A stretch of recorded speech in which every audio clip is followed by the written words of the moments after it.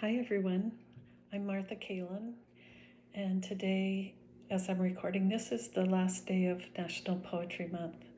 So I wanted to read a few poems for you. And I'll be reading from my recent collection of poems titled How to Hold a Flying River.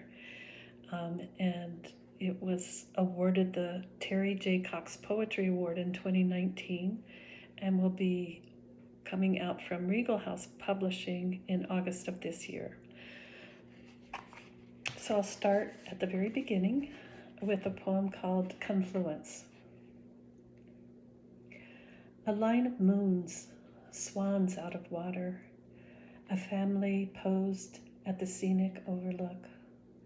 On fire, sulky, the father's lips form a circle, his head tilted up, singing. Inside are invisible things.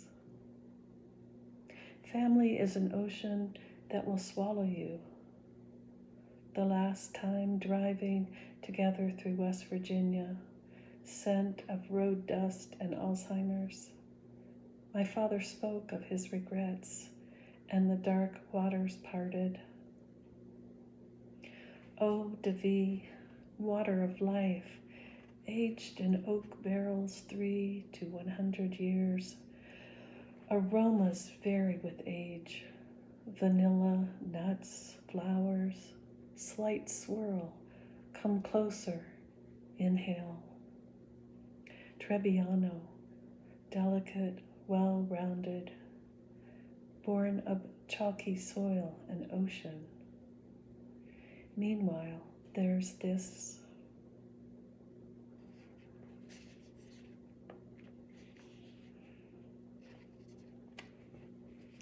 The hiddenness of things.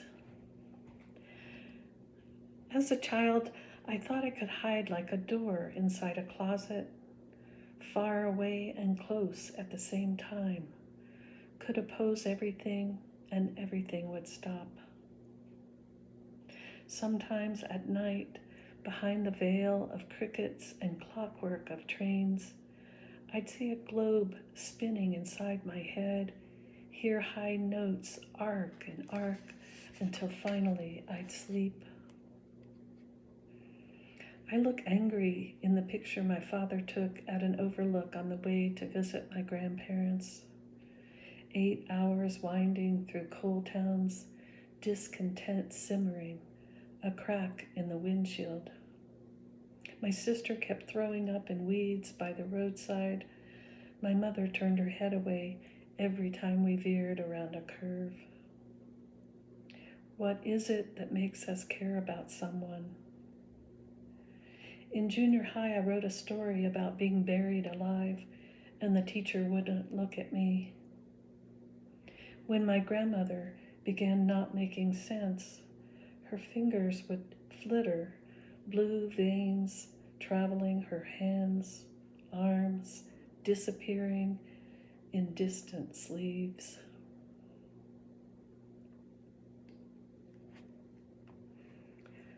Autumn.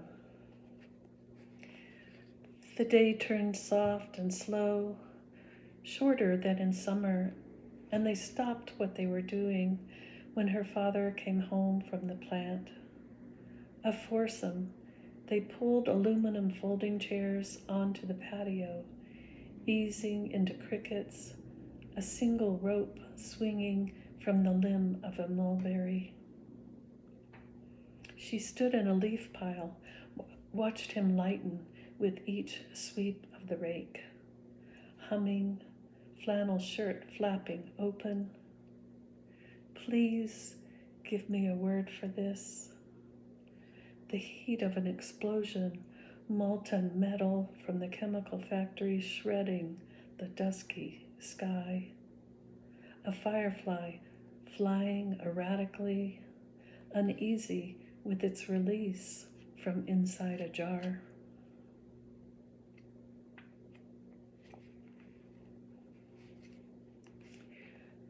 Messages from a concave dream. When I say something not fully formed, what follows is loneliness. I get up to make coffee and find little messages in my spoon. Today, today, today. Dream walking, I hand the baby over to a rickety bus ferrying up the mountain. Who is this woman handing over her baby? Trust? Fear? I hand the baby over the window, a black hole in a state of intense unrest. I get in alongside the wound, a womb the soul returns to for safekeeping. What I want to say but can't say to the baby-faced, wound up with love young man beside me. It's not as easy as you say. There's a knife edge that can cut off your tongue, a strange, mutant joy in trying to understand one another. How little our time, how wild my love, how terrifying and maddening that radiance. When will it come again?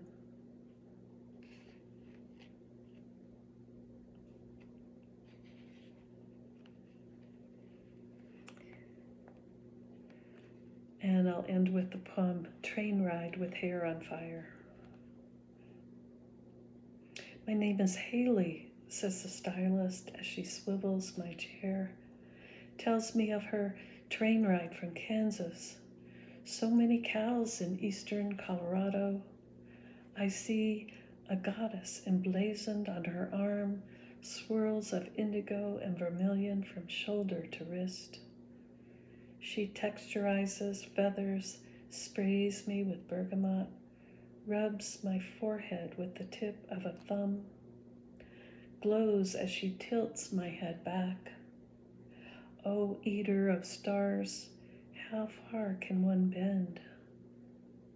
The mist keeps me from igniting, though my hairs. Must one push against reality to find it? Burning, I don't know how to stop it. Thank you so much.